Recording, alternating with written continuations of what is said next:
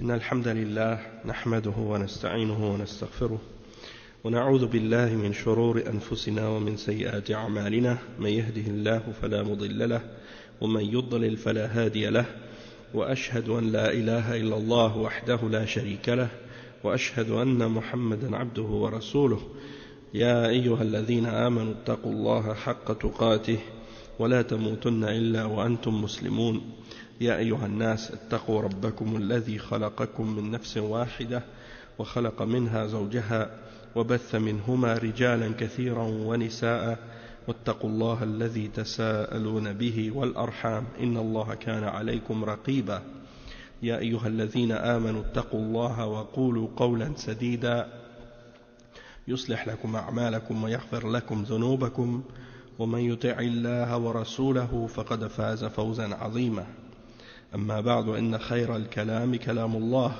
وخير الهدي هدي محمد صلى الله عليه وسلم وإن شر الأمور محدثاتها وكل محدثة بدعة وكل بدعة ضلالة وكل ضلالة في النار أما بعد. Donc on continue dans notre cours l'explication du Sharh Aqidat Ahl Sunnati wal Jama'a de Cheikh Mohammed ibn Salih al-Uthaymin rahimahullah ta'ala. On est arrivé au cours 21 aujourd'hui et on termine l'explication des versets, des derniers versets de Surat al-Hashr, les versets 22, 23 et 24 dans Surat al-Hashr, dans lequel il y a une énumération de plusieurs d'entre les noms d'Allah subhanahu wa ta'ala. Et les versets en question, en particulier le verset 24, qu'on a terminé d'expliquer hier, terminent par deux d'entre les noms d'Allah subhanahu wa ta'ala.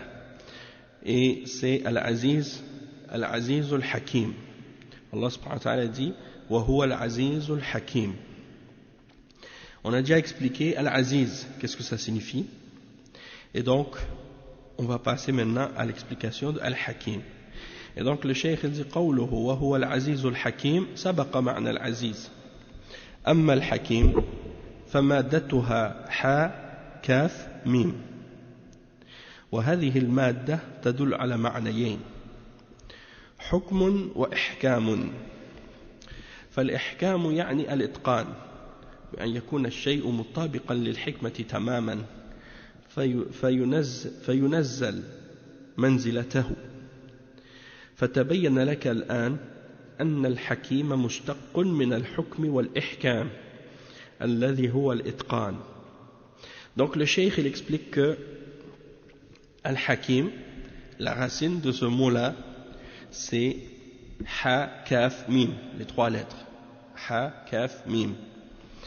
Et il dit que cette racine ou cette base, elle vient avec deux significations. Dans la langue arabe, la signification de Hukm et de Ihkam. Hukm, ça veut dire le jugement, et Ihkam, ça veut dire la maîtrise et le fait de bien faire les choses, de faire les choses avec sagesse. Ok? Et donc le cheikh il explique, il dit al-ihkam, ça veut dire al-itqan. En arabe, al-itqan, ça veut dire que tu fais quelque chose et que tu maîtrises cette chose. Tu l'as fait avec perfection. Tu l'as fait de la meilleure façon. Itqan. Et il dit également que tu le fais avec sagesse. La chose que tu fais, elle correspond parfaitement à la sagesse. Et la sagesse, c'est quoi? C'est que tu fais quelque chose, tu ne fais pas quelque chose pour rien, ou sans sagesse, sans raison. Tu le fais pour une raison qui est bonne, quelque chose qui est bénéfique, quelque chose qui est sage. Et donc, lorsque Allah subhanahu wa ta'ala décide d'une chose ou fait descendre quelque chose, eh bien, il le fait descendre avec sagesse. Et il juge avec sagesse. Et tout ce qu'il fait est rempli de sagesse. Et donc on comprend maintenant que le nom Al-Hakim, il découle, il est tiré de Al-Hukm et de Al-Ihkam. Al-Hukm c'est le jugement, et Al-Ihkam c'est la perfection, la façon de faire les choses et de les faire avec sagesse. Le cheikh il dit ensuite wa hukmullahi jalla wa ala yakunu kawniyan wa shar'iyyan. ففي قوله تبارك وتعالى أفحكم الجاهلية يبغون ومن أحسن من الله حكما لقوم يوقنون. هذا شرعي وفي قوله تعالى في سورة الممتحنة ذلكم حكم الله يحكم بينكم هذا أيضا شرعي في قول الله تبارك وتعالى وفي قول الله تبارك وتعالى عن أخي يوسف فلن أبرح الأرض حتى يأذن لي أبي أو يحكم الله لي فهذا كوني لأن الله لم يمنعه شرعا أن يأتي أي لم يمنعه أن يبرح الأرض فإذا كان لم يمنعه فقد أذن له شرعا فبقي الحكم الكوني وعلى هذا فقوله أو يحكم الله لي هذا حكم كوني وقوله تعالى أليس الله بأحكم الحاكمين هذا كوني وشرعي فهو حاكم كونا وحاكم شرعا. Donc le cheikh il explique ici, il dit que le jugement d'Allah il peut être de deux formes, il peut être de deux catégories. Son jugement peut être kauni, il peut être shar'i. Kauni, qu'est-ce que ça veut dire? Ça veut dire que c'est un jugement qui s'applique dans la création et dans la prédestination. Et shar'i, ça veut dire que c'est un jugement qui est connu par la révélation. D'accord? Donc on peut comprendre la différence entre les deux par certains exemples que le cheikh il a donnés. Mais juste pour élaborer un peu plus, c'est que kawnan ou kawniyan, ça veut dire dans la création d'Allah. Qu'est-ce que Allah a créé et qu'est-ce qu'il fait, qu'est-ce qu'il fait, les choses qu'il fait se produire et arriver dans la création. Et donc quand on dit que quelque chose, un jugement est kawni, ça veut dire que c'est un jugement qui s'établit dans ce que Allah a créé, dans ce qu'il a prédestiné, qui peut être en accord avec ce que Allah aime ou ne pas être en accord avec ce que Allah aime. D'accord? Donc tout ce qui se produit dans l'univers, c'est Allah qui l'a jugé, c'est Allah qui l'a voulu, c'est Allah qui l'a prédestiné, c'est Allah qui l'a jugé et qui l'a décrété. Ça peut être quelque chose qui est en accord avec ce qu'il aime et ça peut être contraire à ce qu'il aime aussi, parce que c'est lui qui décide selon sa sagesse qu'est-ce qui se produit dans l'univers. Et Allah a voulu que certaines choses se produisent qui soient parfois en contradiction avec ce qu'il aime pour une sagesse, pour tester les hommes. Donc parfois il y a des choses qui se passent qui sont mauvaises, ces choses-là qui se produisent, elles sont mauvaises d'un point de vue, mais elles sont bonnes d'un autre point de vue, puisque dans la sagesse d'Allah, ces choses-là sont bonnes. Allah subhanahu wa ta'ala, dans son plan, il sait que cette chose-là va amener à la fin à quelque chose de bon. Tandis que son jugement qui est relié à la sharia, qu'est-ce qui est shar'an? Eh bien ça c'est uniquement ce que Allah aime. Le jugement d'Allah dans la révélation, c'est uniquement relié à ce que Allah aime. Et c'est ce qu'on connaît par l'intermédiaire de sa révélation, qu'est-ce qu'il a révélé à ses messagers et à ses prophètes, dans le Coran et dans la Sunna. Et donc il explique des exemples de ça dans le Coran, des versets qui mentionnent le jugement d'Allah. Et parfois c'est un jugement relié à la révélation, et parfois c'est un jugement dans la création, et on va voir la différence entre les deux. Il dit premièrement le verset 50 dans Surat Al-Ma'idah, dans lequel Allah subhanahu wa ta'ala dit afa hukm al-jahiliyyati yabghun wa man ahsanu min Allahi hukman liqawmin yuqinun. C'est-à-dire, est-ce que c'est le jugement de l'ignorance qu'ils recherchent, est-ce que c'est le jugement de l'ignorance qu'ils recherchent et qu'ils veulent? Il dit ensuite, Allah subhanahu wa ta'ala dit, et qui est meilleur qu'Allah en jugement pour un peuple qui est convaincu? Donc personne n'est meilleur que Allah en jugement. Et ça, ici on parle du jugement dans la charia. On parle du jugement dans la charia. Un autre exemple qu'il a cité, c'est le verset 10 dans Surat Al-Mumtahana, dans lequel Allah subhanahu wa ta'ala dit ذَلِكُمْ حُكْمُ اللَّهِ يَحْكُمُ بَيْنَكُمْ. Voici pour vous le jugement d'Allah, il juge entre vous. Il juge entre vous par ce qu'il a révélé dans sa révélation et dans sa législation. Un autre exemple de ce qu'il a cité, c'est le verset 80 dans Surat Yusuf, alayhi salam. Dans ce verset, Allah subhanahu wa ta'ala, il cite un exemple d'une parole, qu'est-ce que Yusuf alayhi salam a dit. Et comme on a dit, c'est le verset 80. Le verset 80. On va lire la traduction de ce verset. Allah subhanahu wa ta'ala dit dans le verset en question,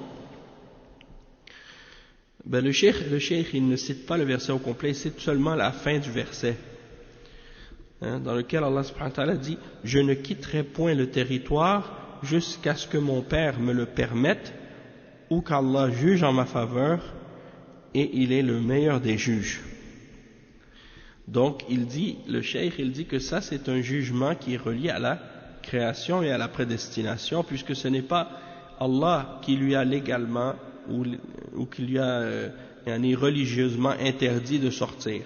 C'est-à-dire Allah dans sa révélation ne lui a pas interdit de partir ou de sortir, mais c'est lui qui a refusé d'y aller.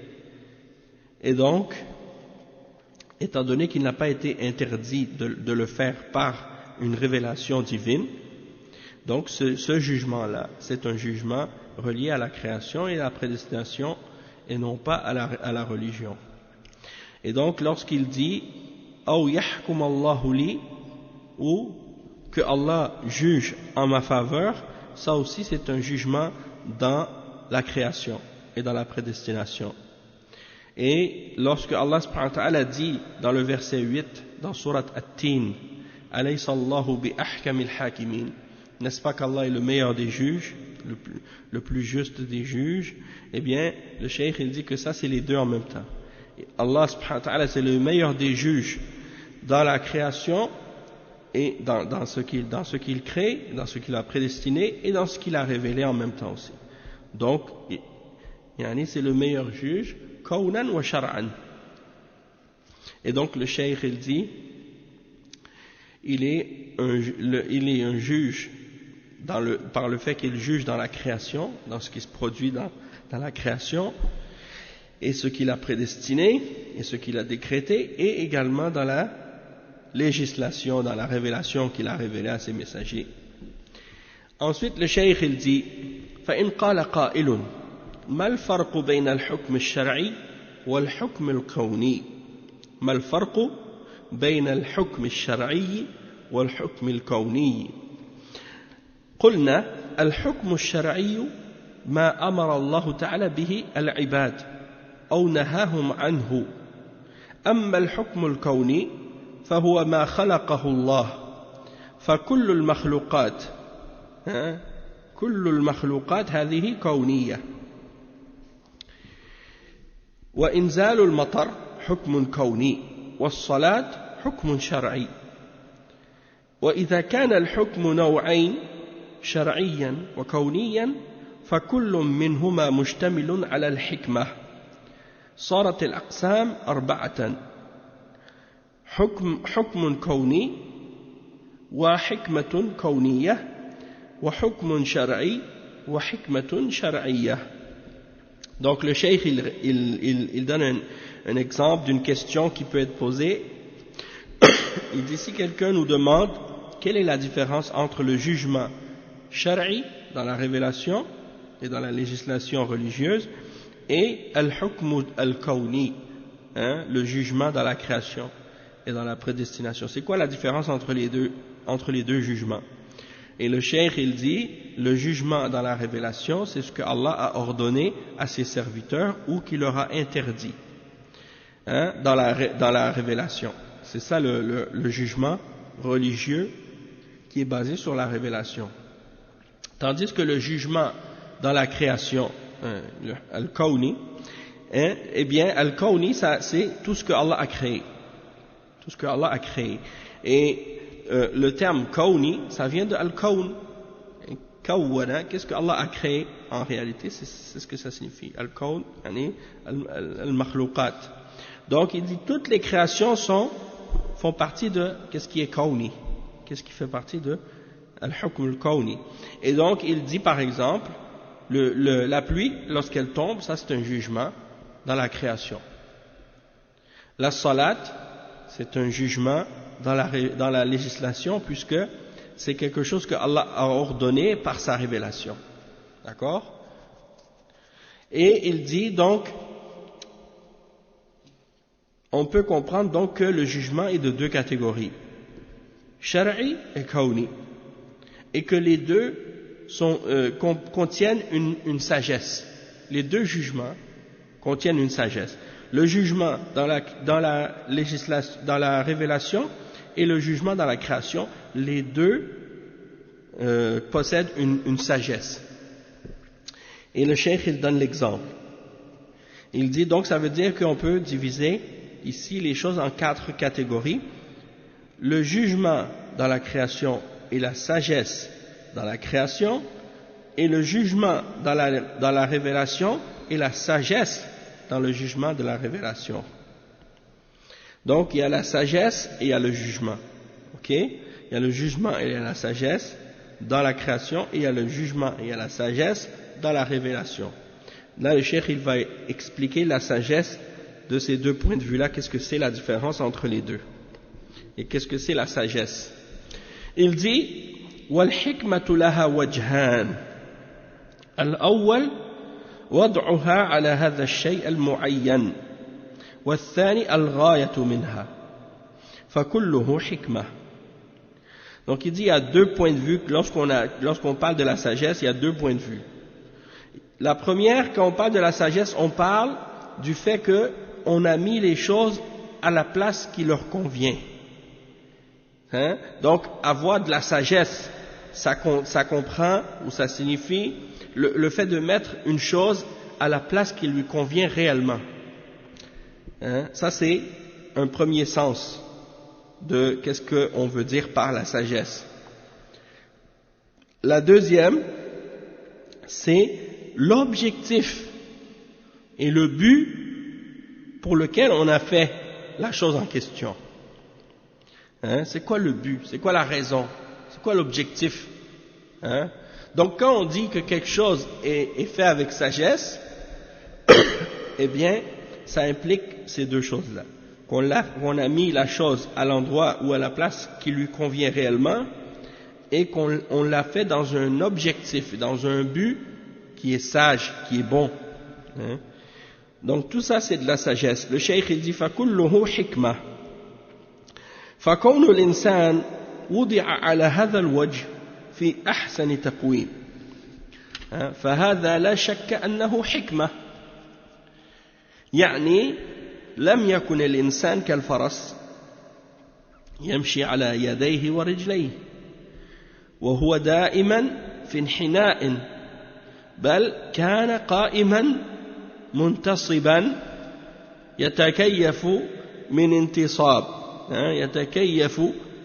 انتصاب أي من انتصاب إلى ركوع إلى سجود فكونه على هذا الوجه حكمة ولا شك.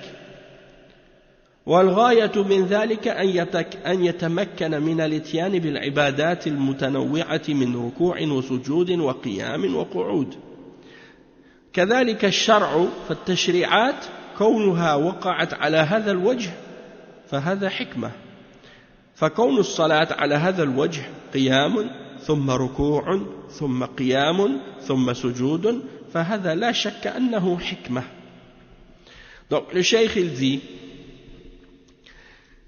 que par exemple l'être humain, le fait que Allah l'ait créé de la façon qu'il l'ait créé, hein, de la meilleure façon, hein, comme il dit dans le Coran وَلَقَدْ خَلَقْنَا الْإِنسَانَ فِي أَحْسَنِ تَقْوِيمٍ.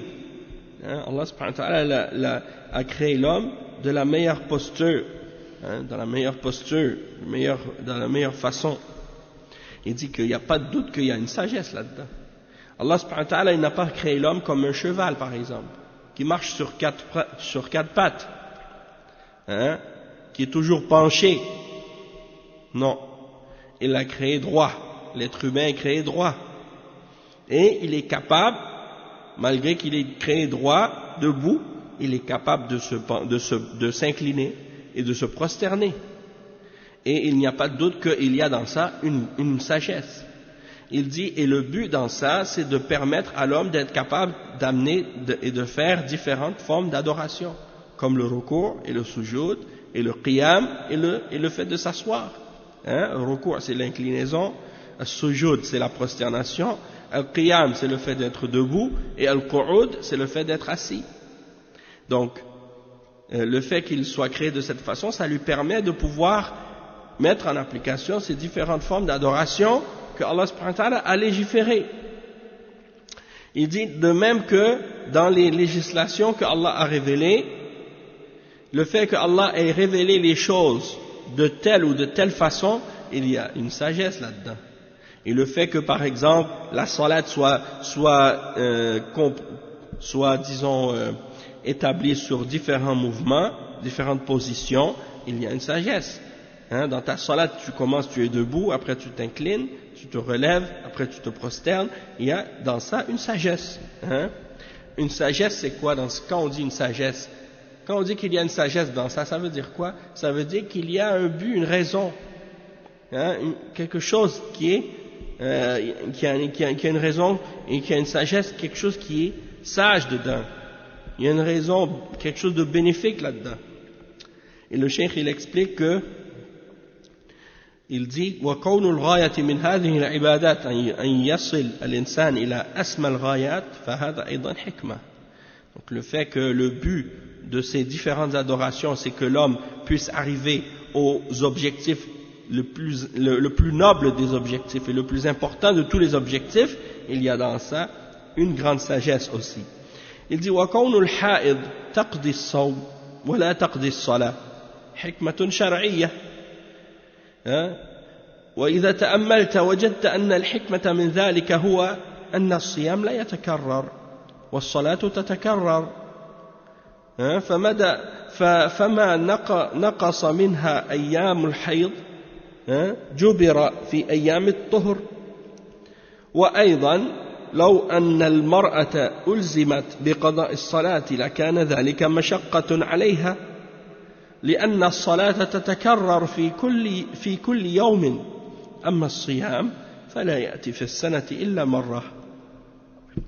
Donc le cheikh il dit par exemple le fait que la femme qui est menstruée, qui a ses menstruations, elle doit reprendre les jours de jeûne qu'elle a manqués, mais elle n'a pas besoin de reprendre les différentes prières qu'elle a manquées. Et il y a dans ça une sagesse religieuse. Il dit par exemple, si tu réfléchis sur ce sujet-là, le fait que la femme par exemple, elle reprenne, pourquoi? Parce que les Khawarij, eux, ils ordonnaient à la femme, non pas seulement de reprendre les jours de jeûne manqués, mais même de reprendre les prières manquées. Les Haruriya, les Khawarij, al-Haruriya, ils ordonnaient à la femme même de reprendre les prières qu'elle a manquées pendant sa menstruation. Et l'exemple de ça, c'est la femme qui est venue voir Aïcha radiyallahu anha. On l'a lu hier dans le tafsir de Surat al-Baqarah de Cheikh al-Fawzan. La femme est venue voir Aïcha radiyallahu anha et elle lui a dit: oh Aïcha, pourquoi on reprend les jours de jeûne mais on ne reprend pas les salawats? Alors Aïcha radiyallahu anha, qu'est-ce qu'il lui a dit? Tout de suite elle lui a posé la question: est-ce que tu es une Haruriya? Aharuriyatun anti? Et elle a répondu en disant: non, je ne suis pas une Haruriya. Elle connaît les Khawarij. Elle dit: non, je suis pas avec les Khawarij. Je fais pas partie de ces extrémistes, de ces égarés-là. Mais je fais juste poser la question pour comprendre, pour savoir. Et Aïcha radiyallahu anha, qu'est-ce qu'elle lui a répondu? Elle lui a répondu par une preuve de la sunna. Elle lui a dit: nous étions à l'époque du prophète sallallahu alayhi wa sallam et nous refaisions les jours de jeûne, mais nous ne refaisions pas les salawats. C'est ça la preuve. C'est la preuve de la sunna. Que si c'était ordonné de le faire, eh bien, le prophète sallallahu alayhi wa sallam nous l'aurait ordonné pendant qu'il était vivant. Il ne nous l'a pas ordonné de le refaire. Donc, celui qui ordonne de le refaire les prières manquées pendant la menstruation, cette personne, elle contredit la sunna du messager sallallahu alayhi wa sallam. Mais, on peut également, comme le cheikh il l'explique, en observant et en réfléchissant sur cette distinction dans la charia, on est capable de comprendre une certaine sagesse du fait que le jeûne, c'est pas quelque chose qui se répète plusieurs fois dans une journée. Tu jeûnes une journée et c'est fini. Tandis que la salat, elle se répète 5 fois par jour. Donc, il dit, les jours que la femme, elle manque pendant la menstruation, elle peut les reprendre dans d'autres jours facilement lorsqu'elle est pure. Tandis que, la femme qui a manqué différentes prières, si on lui ordonnait de refaire toutes les prières manquées dans ces jours-là, eh bien, ce serait quelque chose qui deviendrait très lourd pour elle et très difficile pour elle. Parce que la prière se répète, on fait plusieurs prières dans la même journée. Donc, ça fait beaucoup. Si la femme, par exemple, elle a, par exemple, 6 jours de menstruation ou 7 jours de menstruation, tu multiplies ça par 5, ça fait 35 prières qu'elle devrait refaire. Et des fois, il y a des femmes qui ont plus de jours que ça, d'autres qui ont moins, ça dépend de la femme. Donc, ce serait quelque chose comme très très difficile pour la femme de refaire ça à chaque fois. Et donc, ça c'est une des raisons, tu vois, pourquoi, tandis que le jeûne, elle le refait une fois par année, seulement 30 jours par année. Donc, c'est facile de reprendre quelques jours dans l'année qui sont manqués, et de le refaire à un autre moment. Ça, c'est simple.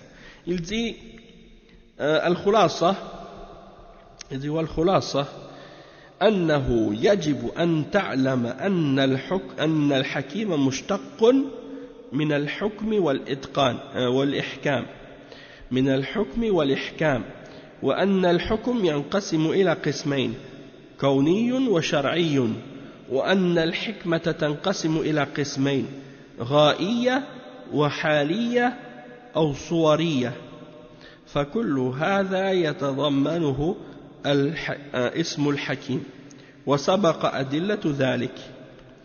Donc le cheikh il explique que, en résumé, on peut dire qu'il est obligatoire de savoir que le nom d'Allah Al-Hakim, il est tiré du mot Al-Hukm et Al-Ihkam, le jugement et la sagesse, la façon de bien faire les choses. Et que Al-Hukm, le jugement, il se divise en 2 catégories, le jugement qui est Kawni et le jugement qui est Shar'i. Et en ce qui concerne la sagesse, elle se divise en 2 catégories, Ra'iyya wa Haliyya ou Suriyya. Donc le cheikh dit en ce qui concerne la sagesse, elle se divise en 2 catégories, comme on l'a expliqué. Le fait de la façon comment on a placé les choses, on a mis les choses à l'endroit, de la façon qui lui convient, c'est ce qu'on appelle Haliya ou Suwariya, on peut l'appeler comme ça, Haliya ou Suwariya, et l'autre c'est Al-Ra'iyya, c'est-à-dire l'objectif et le but. Ça c'est la deuxième signification ou la deuxième catégorie de la sagesse, c'est-à-dire l'objectif et le but derrière la chose, derrière le verdict ou le jugement. Le cheikh, Suwariya et Haliya, ça c'est les deux, c'est la même signification. Ra'iyya c'est pour l'objectif, ça vient de Ra'ya. Ra'iyya ça vient de Ra'ya, ça veut dire l'objectif et le but. Et Haliya ou Suriya, Haliya ça vient de Al-Hal et Suriya ça vient de As-Sura, c'est-à-dire le fait que Allah subhanahu wa ta'ala il a créé les choses de telle façon parce que c'est de la façon qui lui convient le mieux et c'est la façon qui est le plus sage, que cette chose-là soit faite de telle façon ou dans tel état ou dans telle position ou dans telle posture, ainsi de suite. Comme le cheikh l'a expliqué. Et Le cheikh il dit ensuite faïda. Faïda, ça veut dire un point, quelque chose qui est bénéfique, hein, une note bénéfique à propos de ce sujet-là. Il dit قولك الحكمة أحسن من أن تقول العلة فالحكمة والعلة واحد لكن منها يكون غائية وما يكون سببا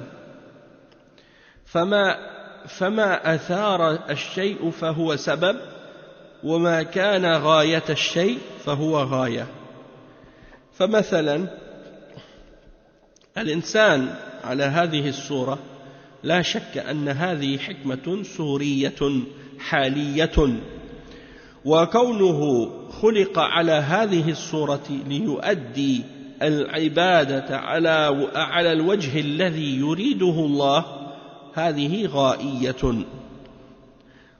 Donc le cheikh il explique que y a deux mots qui sont employés parfois et ces deux mots-là en arabe sont des mots qui sont des synonymes. Sauf qu'il y en a un qui est plus acceptable et plus propice que l'autre à employer lorsqu'on parle de la sagesse et de l'objectif ou du but. Le mot en question, le premier mot c'est al-hikma, on vient de le mentionner, c'est la sagesse, mais on l'utilise dans les deux significations. La sagesse dans le sens de mettre les choses de la façon qui lui convient, de mettre quelque chose dans la façon qui est le meilleur et la meilleure chose pour, de la façon la plus correcte, la plus convenable. Hein? Ça c'est une des significations. Et l'autre, on a dit que c'était le but et la raison et l'objectif pour laquelle on a fait quelque chose ou dans la façon qu'on l'a fait. Dans quel but, dans quelle raison. Et il y en a aussi parfois qui disent le mot en arabe al-illa. Al-illatu. Et al-illatu et al-hikmatu, les deux ça peut avoir la même signification, ça peut être synonyme dans le sens que al-illa c'est la cause ou la raison. Hein? On l'utilise dans le sens de la cause ou de la raison. Hein? Il dit sauf que c'est préférable d'utiliser al-hikma que d'utiliser al-illa. Même si les deux peuvent avoir la même signification, c'est mieux d'utiliser le terme hikma que le terme illa. Sauf qu'il faut savoir que le terme hikma, il peut avoir les deux sens qu'on a mentionnés. Hein? La hikma, elle peut avoir deux sens, comme on l'a dit tout à l'heure. Et dans les deux sens, il y en a un qui peut être un but ou une raison, sans que ce soit nécessairement une cause. D'accord? Et ce qui a un effet sur quelque chose, ça c'est une cause. Hein, ce qui a un effet sur quelque chose, on dit que c'est une cause. Mais ce qui est le but et l'objectif d'une chose, ça c'est ce qu'on appelle en arabe al-ghaya, le but, l'objectif.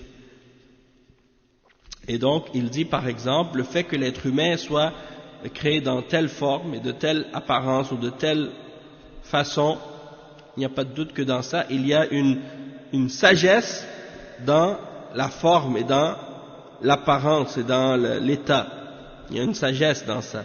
Que l'homme soit créé et qu'il soit droit et qu'il soit debout, il y a une sagesse là-dedans, comme on l'a mentionné par rapport à l'adoration. Il a été créé de cette manière-là dans le but qu'il puisse établir les adorations de la manière que Allah a voulu qu'il les établisse. Et ça, c'est ce qu'on appelle la sagesse dans le but et l'objectif. Un autre point ici, il dit mas'ala. هل أحد من الناس نفى الحكمة لله تعالى؟ قلنا نعم نفاها الأشاعرة يقولون ليس لله حكمة إنما يفعل الشيء لمجرد المشيئة ويشرع الشرع لمجرد المشيئة فقط فسدوا على أنفسهم وعلى غيرهم معرفة الله عز وجل لأن الإنسان كلما عرف من حكمة الله ما عرفه ازداد إيمانا بالله عز وجل وأنه جل وعلا لن يفعل شيئا إلا لحكمة ولن يشرع شيئا إلا لحكمة ليس عبثا ولا لعبا بل لا بد من حكمة وهم يقولون فعله وحكمه تعالى لمجرد المشيئة لا لحكمة بالغة ولا شك أن هذا سوء ظن بالله تعالى وأنه يتصرف تصرفا عشوائيا ونحن نقول بل لله حكمة بالغة لكن أحيانا نعلمها وأحيانا تقصر عقولنا عنها لأننا قاصرون. Donc le cheikh il dit, la question, est-ce qu'il y a parmi des hommes des gens qui ont nié la sagesse à Allah? Est-ce qu'il existe parmi des gens qui ont nié que Allah a une sagesse, que Allah fait les choses pour une raison? Et le cheikh il répond, il dit oui. Les Asha'ira, la secte qu'on appelle les Asha'ira, eux ils ont nié que Allah ait une sagesse dans ce qu'il fait. Ils disent Allah n'a pas de sagesse. Il fait les choses uniquement par sa volonté, parce qu'il veut, et non pas pour une raison. Il fait seulement les choses parce qu'il veut les faire, et non pas parce qu'il y a une bonne raison derrière, une sagesse derrière. Donc eux ils nient la sagesse d'Allah, Allah al-Musta'an. Le cheikh il dit, en agissant ainsi et en niant la sagesse, ils se sont eux-mêmes obstrués la façon de connaître Allah. Ils se sont empêchés eux-mêmes de connaître Allah subhanahu wa ta'ala comme il faut. Parce que l'être humain, plus il connaît de la sagesse d'Allah, plus qu'il a de la connaissance de la sagesse d'Allah subhanahu wa ta'ala, eh bien sa foi augmente en Allah. Parce qu'il va être convaincu que Allah subhanahu wa ta'ala ne fait rien sans une sagesse, sans une raison. Et il n'a rien légiféré excepté qu'il l'a légiféré pour une sagesse. Allah subhanahu wa ta'ala, comme il le dit lui-même dans le Coran, ce qu'il fait, il ne le fait pas abathan, il ne le fait pas la'iban. Abathan, qu'est-ce que ça veut dire? Ça veut dire sans sagesse, sans raison. Abath. En arabe on dit abath. Abath, quand on dit que quelqu'un qu'est-ce qu'il fait, c'est abath. Ça veut dire qu'il fait quelque chose inutile. Donc ce que Allah subhanahu wa ta'ala fait, c'est pas inutile, c'est pas en vain. Et la'iban, ça veut dire comme amusement ou jeu. Allah subhanahu wa ta'ala, il ne fait pas quelque chose par jeu ou par amusement ou par divertissement, pour rien. Non, il y a toujours une grande sagesse, une sagesse profonde dans ce qu'il fait. Et donc il doit y avoir une sagesse. Et eux, c'est-à-dire les Asha'ira, parmi les Mubtadi'a, ce sont les Mubtadi'a, Asha'ira, ils disent, son action et son jugement, il le fait uniquement parce qu'il veut le faire, et non pas pour une sagesse profonde. Et le cheikh il dit, il n'y a pas de doute que ceci est une mauvaise pensée à propos d'Allah. C'est-à-dire que eux, ils essaient de montrer que, Allah subhanahu wa ta'ala agit de manière aléatoire et arbitraire. Il décide une chose, mais c'est pas pour une raison. Allahu al-Musta'an. Et donc, nous disons, Allah subhanahu wa ta'ala, il a une sagesse profonde. Parfois, il se peut que nous connaissions cette sagesse. Et parfois, il se peut que nous ne soyons pas capables de connaître cette sagesse. Parce que notre intelligence, notre logique, elle est restreinte. Elle est limitée. Parce que nous sommes nous-mêmes limités et restreints. Et le cheikh, il dit, فَإِنْ قَالَ قَائِلٌ ماذا يقول الأشاعرة في قوله تعالى حكمة بالغة فما تغني النذر قلنا الأشاعرة ليس عندهم جواب فهناك فوق 1000 دليل على إثبات الحكمة فما ذكر أهل العلم لكن كما ذكر أهل العلم ولكن من لم يجعل الله له نورا فما له من نور. Donc le cheikh il dit, et qu'est-ce que les Asha'ira répondent au verset dans lequel Allah subhanahu wa ta'ala dit hikmatun baligha fama tughni an-nuzur. C'est dans Surat Al-Qamar, dans le Coran. Surat Al-Qamar, le verset 5. Allah subhanahu wa ta'ala dit hikmatun baligha. Ceci est une sagesse parfaite. Fama tughni an-nuzur. Mais les avertissements ne leur servent à rien. Donc, Allah, il mentionne dans le Coran que qu'est-ce qu'il fait? C'est une sagesse parfaite. Hikmatun baligha. Donc, le cheikh, il dit, nous, on répond que ces gens-là, les Asha'ira, ils n'ont aucune réponse. Ils ne peuvent pas répondre à ce verset. Ils ne peuvent pas nier. Ils ne savent plus quoi répondre devant ce verset. Et il dit qu'il y a plus que 1000 preuves. 1000 preuves dans le Coran et dans la Sunna pour affirmer la sagesse à Allah subhanahu wa ta'ala, comme les hommes de science l'ont mentionné. Mais, comme Allah subhanahu wa ta'ala le dit lui-même dans Surat An-Nur, le verset 40, celui à qui Allah n'a pas donné de lumière, alors il n'a pas de lumière. Il ne peut pas voir. Il ne peut pas voir clair parce qu'il est dans les ténèbres à cause de son égarement. Allah al-Musta'an.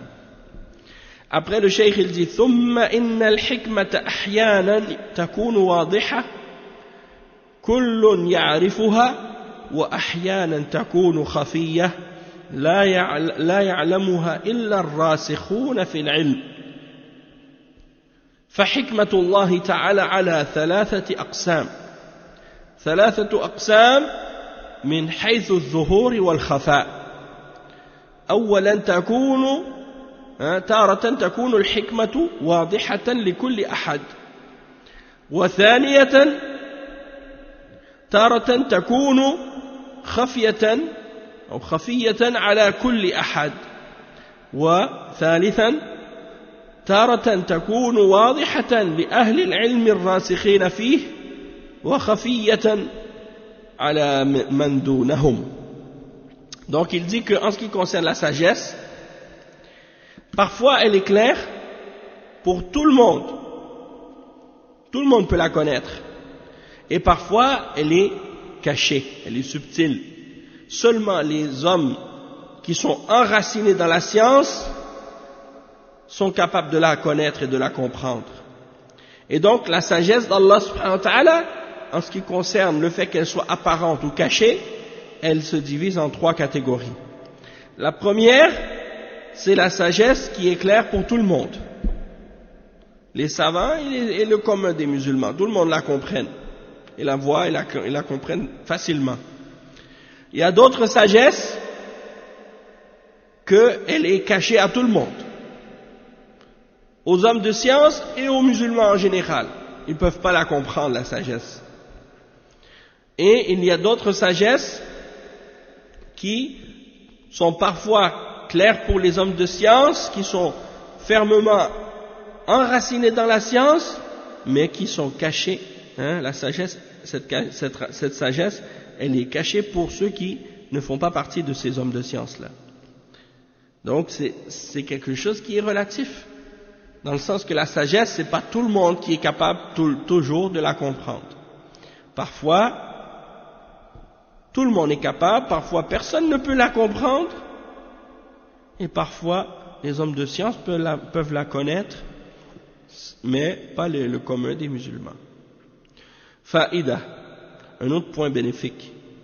Le cheikh dit al-ash'ariyyatu nafa'u al-hikmah wal-mu'tazilatu awjabu al-hikmah qalu la budda anna kulla ma fa'alahu Allah fahuwa al-hikmah wa ha'ula'i yaqulun laysa li hikmatin li'an la nujibu 'ala Allah bi'uqulina fayuqalu lahum ay lil-ash'ariyyah نحن نثبت الحكمة ولكن لسنا نحن الذين نقدر الحكمة فالعقول لا تفرض على الله شيئا وإلا فنعلم أن الله لم يخلق شيئا عبثا أو لعبا ولا يشرع شيئا عبثا أو لعبا ومن ظن ذلك فقد ظن بالله ظن السوء.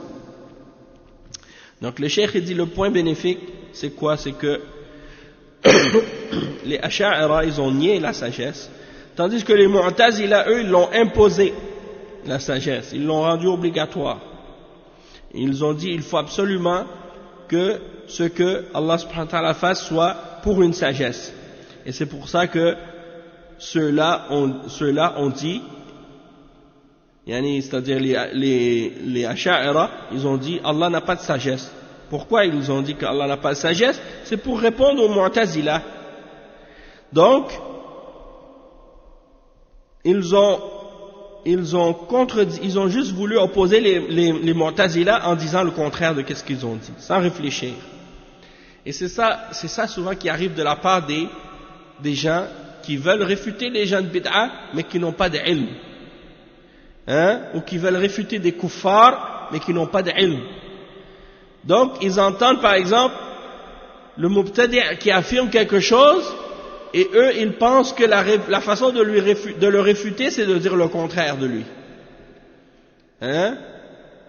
Ou bien, le kafir, quand il critique, ou il affirme quelque chose, ou il nie quelque chose, eh bien, l'ignorant, il pense que la façon de réfuter ce kafir, c'est de dire le contraire de ce qu'il dit. Et ça, c'est à cause de l'ignorance. Et je l'ai mentionné plusieurs fois. Comme par exemple, tu vas voir des kuffars, ils critiquent, ils disent par exemple, vous les musulmans, vous avez le droit de marier 4 femmes. On sait que ça, oui, c'est vrai, c'est dans la charia. Mais eux, ils sont tellement susceptibles et ils sont faibles devant les kuffars, ils ne savent pas comment répondre. Alors qu'est-ce qu'ils disent? Ils disent non, c'est pas vrai. Ils pensent que la façon de réfuter, qu'est-ce que les kuffars disent, que c'est de le nier. C'est ça qui les fait tomber dans une erreur plus grave encore. C'est comme par exemple des fois tu vois des kuffars qui disent vous dans l'islam, vous les musulmans, pour vous dans l'islam, l'homme et la femme ne sont pas égaux. Et là il y en a d'autres qui répondent tout de suite comme automatiquement ils disent non c'est pas vrai, dans l'islam l'homme et la femme sont complètement égaux. Au lieu de prendre son temps pour réfléchir et d'affirmer ce que Allah a affirmé et de nier ce que Allah a nié, et d'affirmer ce que le prophète sallallahu alayhi wa sallam a affirmé et de nier ce qu'il a nié. Donc tu ne vas pas dire le contraire de ce que le kafir il dit, puis comme si ce qu'il dit c'est nécessairement absolument faux ou absolument vrai. Non. Dans ce qu'il dit, il y a peut-être une partie qui est vraie et une partie qui est fausse. Donc ce qui est vrai, tu dois lui dire oui, cette partie-là elle est vraie, mais l'autre partie de ce que tu dis, elle est pas vraie complètement. Il faut nuancer. Non. Donc il y a des gens qui n'ont pas compris ça et qui réalisent pas la différence. Donc la même chose avec les Asha'ira, lorsqu'ils ont vu que les Mu'tazila voulaient imposer des choses à Allah subhanahu wa ta'ala selon leur principe de logique. Eux, ils ont dit, bon, dans ce cas-là, nous, on va pas imposer rien à Allah, donc on va pas dire qu'il a une sagesse. Et le cheikh, il dit, il faut leur répondre aux Asha'ira en disant, non, nous affirmons la sagesse à Allah, mais ça ne veut pas dire que c'est nous qui décidons de ce que c'est cette sagesse-là. Parce que la raison de l'homme ne peut rien imposer à Allah subhanahu wa ta'ala. La raison de l'homme ne peut rien imposer à Allah subhanahu wa ta'ala. وإلا فنعلم أن الله لم يخلق شيئا عبثا.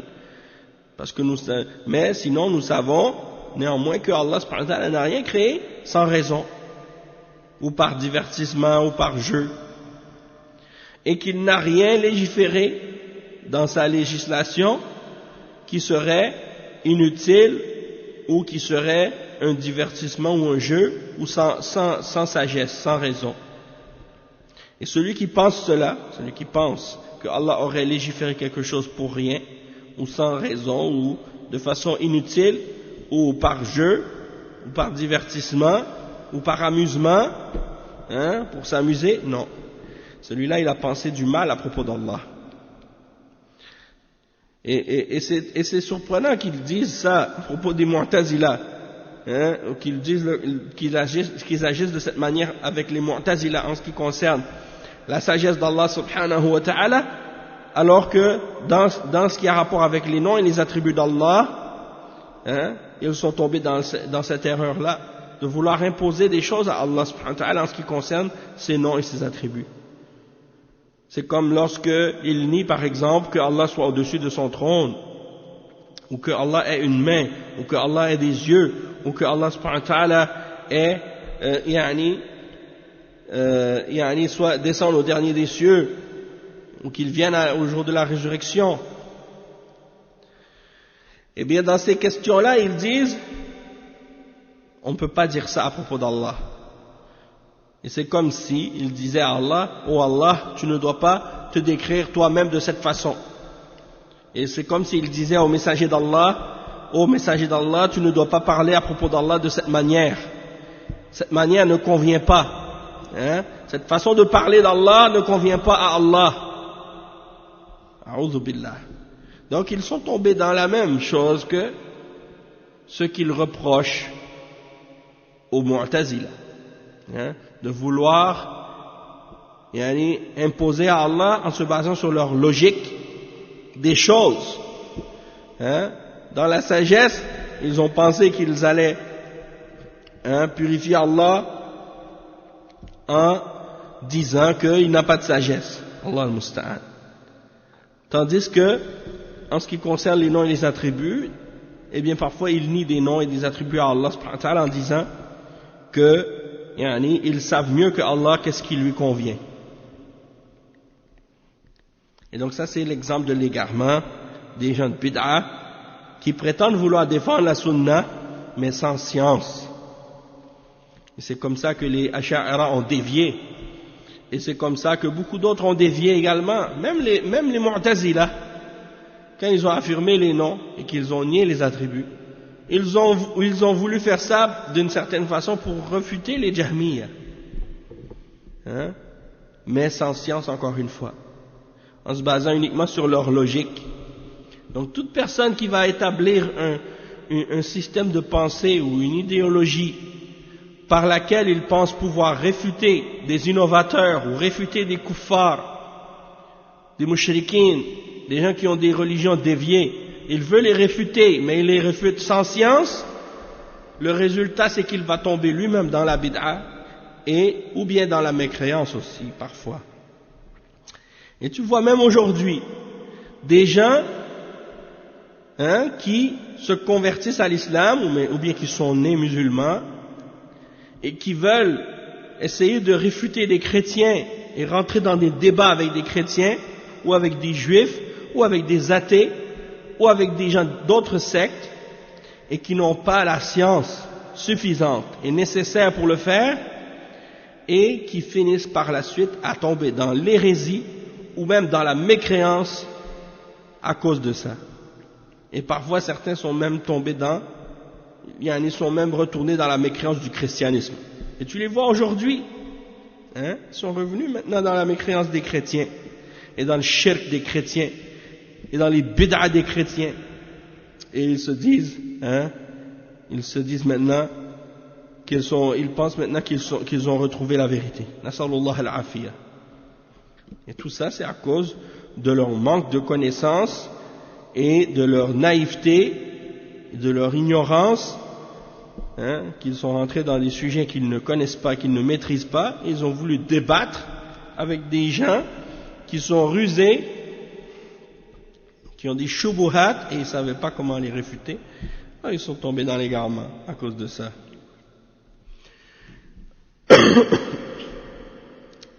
Wa alaykum salam wa rahmatullahi wa barakatuh.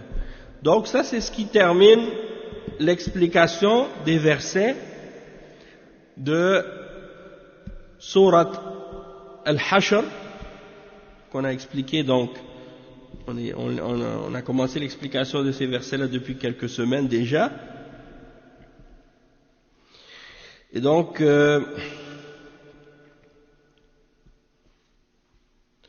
Le verset suivant, les versets suivants, ça on va les expliquer, c'est le verset 49 dans Sourate Shura, dans lequel Allah subhanahu wa ta'ala mentionne d'autres parmi ses actions et parmi ses noms.